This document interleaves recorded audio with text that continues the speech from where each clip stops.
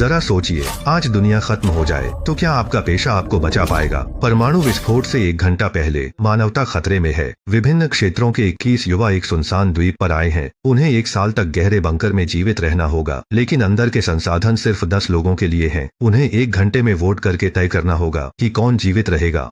और तबाही के बाद इंसानियत को फिर से बसाना था। वोटिंग शुरू होते ही सबने अपना पेशा बताया। वीणा वादक तो किसी काम का नहीं था, नीलामी करने वाला भी बेकार था। फैशन डिजाइनर, वेटर, मिठाई बनाने वाले जैसे लोगों को तो हटा ही दिया गया। पर सबसे बुरा इस भाई के साथ हुआ।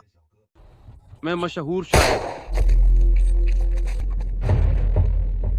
वोट में सिर्फ डॉक्टर, इलेक्ट्रीशियन, बढ़ई, किसान जैसे अहम पेशे ही बचे। अंतिम सीट के लिए ओपेरा गायक और प्रोफेसर में से एक को चुनना था। समस्या यह थी कि प्रोफेसर एक रहस्यमयी व्यक्ति था जो जरूरी या बेकार हो सकता था। बहुत सोचने के बाद सबने अंत में प्रोफेसर को चुना। आखिरकार कयामत में गायक का कोई उपयोग नहीं। चुने गए 10 और निकाले गए 11 लोग 2 टीमों में बंट गए। जब वे अलविदा कह रहे थे, पास से गोलियां चली। दौड़कर देखा, प्रोफेसर ने अभी अभी निकाले गए सभी को मार डाला था।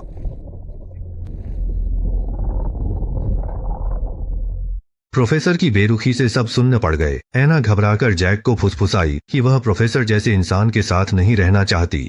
जैक समझ गया और उसने सबसे फल सब्जी जमा करने को कहा, पर यह प्रोफेसर को धोखा देने की चाल थी। जब तक उसे पता चला, देर हो चुकी थी। बाकी बचे लोग पहले ही शेल्टर में घुस गए थे। प्रोफेसर को बाहर ही अपने हाल पर छोड़ दिया।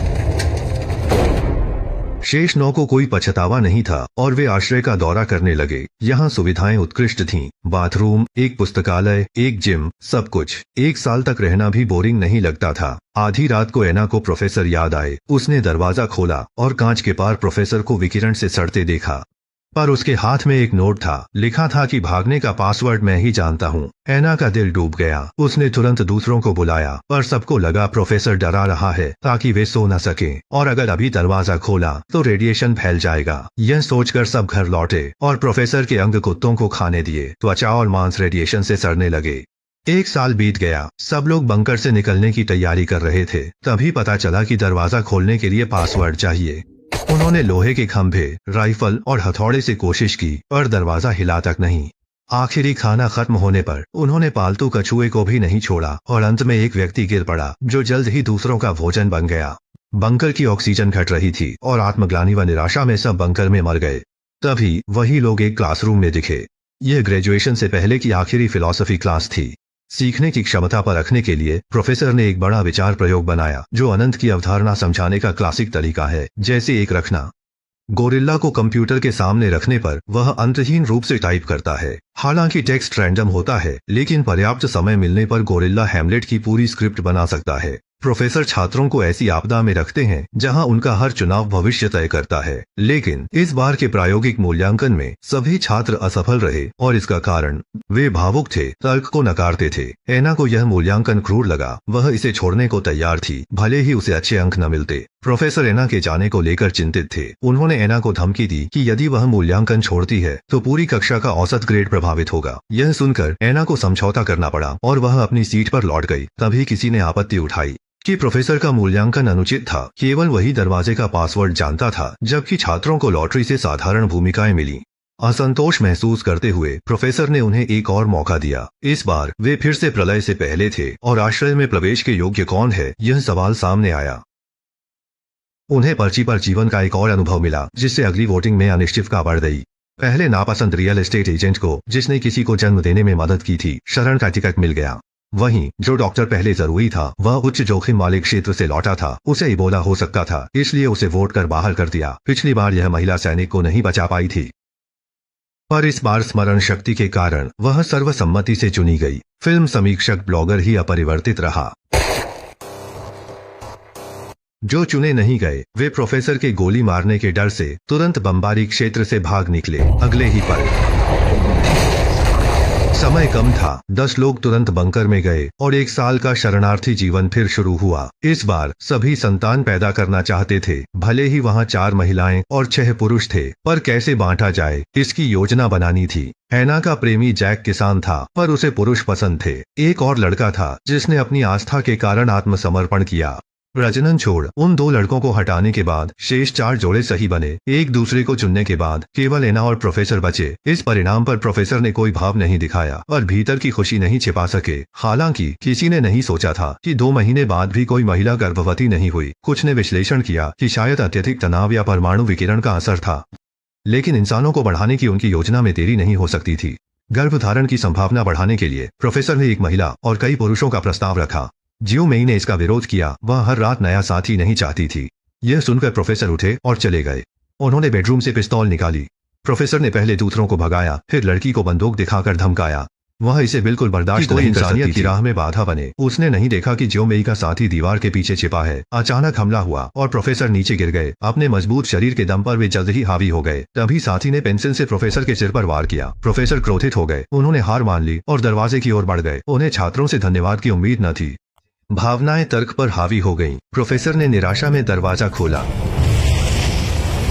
2 असफलताओं से छात्र थक गए थे। बस एना के प्रेमी जैक को ही कुछ गड़बड़ लगी। पहली 2 बार जब उसने चिट निकाली तो प्रोफेसर जानबूझकर खांसे, जैसे कुछ छिपा रहे हों। यह सोचकर जैक ने चिट वाला बॉक्स छीन लिया। खोलकर देखा तो उसमें एक गुप्त परत थी। जब जैक चिट निकालता था तो उसे खास पेशे ही मिलते थे। जब यह बंद होता तो बाकी छात्र बेतरतीब ढंग से पेशे चुनते। जैक को लगा प्रोफेसर उसे नीचा दिखा रहे हैं। प्रोफेसर ने समझाया कि जैक उनकी नजर में बेकार था। परिवार और किस्मत के बिना वह शायद पास भी नहीं हो पाता। इसलिए प्रोफेसर ने जैक को एक साधारण काम दिया ताकि वह मुश्किल हालात में खुद को पहचान सके। इस बात से जैक और भड़क गया। जैक ने फिर से आखिरी परीक्षा देने का प्रस्ताव रखा। वह इस बार माली का पेशा चाहता था जिसमें वह सबसे माहिर था। एना ने भी सहमति दी। प्रोफेसर तुरंत मान गए। इस बार सब एक छोटे द्वीप पर पहुंचे। एना ने प्रोफेसर से संपर्क किया और गले लगाने की पेशकश की। इसके बाद वह छात्रों के पास गई और घोषणा की कि इस बार वे वोटिंग के बजाय अपनी पसंद के पेशे खुद चुनेंगे। एक बेहतरीन छात्रा होने के नाते एना का क्लास में बहुत सम्मान था, इसलिए सभी उसके प्रस्ताव पर सहमत हो गए। लेकिन उसकी पसंद आम समझ के खिलाफ थी। सबसे पहले एक बुद्धिमान वाइन टेस्टर को चुना गया और दूसरा था एक फैशन डिजाइनर, हार्प वादक और ओपेरा गायक। यहाँ तक कि वह फिल्म ब्लॉगर भी चुन लिया गया जो पहले बाहर हो गया था। पर ये पेशे मानव सभ्यता के पुनर्निर्माण में कोई मदद नहीं करते दिख रहे थे।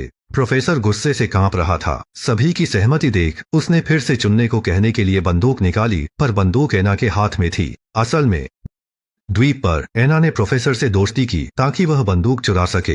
प्रोफेसर के पास भागने के दरवाजे का पासवर्ड था, पर उसकी बात खत्म होते ही जियाओ मेई ने संख्याएं बता दी। जियाओ मेई ने पिछली बार दरवाजा खोलते ही पासवर्ड याद कर लिया था। प्रोफेसर समझ गया कि अब उसका कोई महत्व नहीं और वह गुस्से से एन गुस्से में चली जाती है। इस बार एना ने बंकर में जाने की बजाय न चुने गए लोगों के साथ रहने का फैसला किया और दरवाजा बंद होने से पहले ही घुंघराले बालों वाले आदमी ने एना को अंदर धकेल दिया। क्योंकि उसकी अपनी पसंदीदा लड़की थी, भले ही दुनिया खत्म होने वाली हो, वह अपनी प्रेमिका के साथ जीवन मृत्यु का अनुभव करना चाहता था। और चुने हुए 10 लोग बंकर में दाखिल हुए और 1 साल की नई जिंदगी शुरू की। इस बार उन्होंने दुनिया के पुनर्निर्माण या वंशवृद्धि की बजाय पल में जीने का फैसला किया। उन्होंने पोकर खेला, बढ़िया शराब पी और नाटक किए। एना ने अपनी कला से एक वीणा भी बनाई ताकि वीणा वादक भी अपनी प्रतिभा दिखा सके। सबने मिलकर सीमित साधनों में एक ओपेरा प्रदर्शन का आयोजन किया। भले ही वे प्रलय के समय में थे, पर सबकी आध्यात्मिक जिंदगी संतुष्ट थी। 1 साल बीता, दरवाजा खुला तो परमाणु विस्फोट का कोई असर नहीं दिखा। दुखद उनके हुनर उन्हें बचा न सके। अंततः मौत ही उनके लिए एक रास्ता थी। एना ने इस पर खूब सोचा। जीवन छोटा है, जब तक वे पल में जीते हैं उन्हें परवाह नहीं थी कि वे कितने समय तक जीवित रहेंगे, क्योंकि यही उनकी चुनी हुई राह थी। तभी आसमान से एक बम गिरा जिसे हाथ से फोड़ना था। जैक ने झिझक कर बटन दबाने का फैसला किया। अचानक गोली चली और प्रोफेसर बंदूक लिए सामने आया। 1 साल तक वह गुफा में छिपा रहा, दुख झेले। फिर भी प्रोफेसर ने उम्मीद नहीं छोड़ी। उसका मानना था कि छात्रों को जिंदा रहने की पूरी कोशिश करनी चाहिए और इंसानियत को आगे बढ़ाने में योगदान देना चाहिए। लेकिन प्रोफेसर ने लोगों की इच्छा शक्ति को कम आंका था। वे एक एक कर जैक के आगे खड़े रहे जब तक उसने बम का बटन नहीं दबाया। एक जोरदार धमाके से परीक्षा खत्म हुई। अफसोस, इस बार भी कोई पास नहीं हुआ, पर छात्रों को पछतावा नहीं था। उन्होंने सही चुना। बाकी सब चले गए, सिर्फ एना रह गई। वह इतनी समझदार थी कि सब जानती थी। ऊपर से यह परीक्षा थी, पर असल में प्रोफेसर जैक की अयोग्यता दिखाना चाहता था। उसने जानबूझकर ऐसा माहौल बनाया ताकि एना को भड़का सके और एना को जैक से बेहतर प्रोफेसर पसंद आए। मगर हर बार एना ने जैक को ही चुना। खासकर आखिरी बार एना प्रोफेसर को यह बताना चाहती थी कि हर चुनाव किसी मृत अंत तक नहीं ले जाता है। हर चीज का निर्णय तर्क से करना होता है। कहानी के अंत में प्रोफेसर को 3 अंत मिले। ऑफिस लौटकर दराज खोली तो सैंडविच तर्क और पिस्तौल भावुकता को दर्शाता है। दराज न खोलना श्रोडिंगर के बक्से जैसा है जो अनंत संभावनाएं दर्शाता है।